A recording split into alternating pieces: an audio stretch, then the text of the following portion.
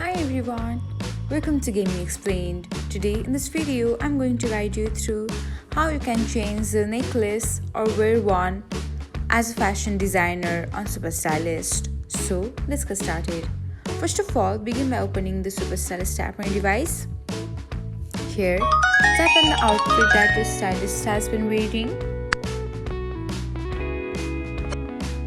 Now, if you want to change your outfit, go ahead and select the option. But if you don't want to change any outfit and just want to wear the necklace, select the green tick icon. Then, necklaces option will show up. Tap on it and then select the necklace of your choice. Once you're okay with it, tap the green tick icon again.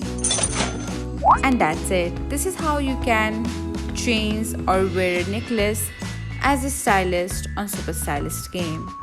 Thanks for watching. Don't forget to subscribe to our channel so that you'll never miss another gaming update.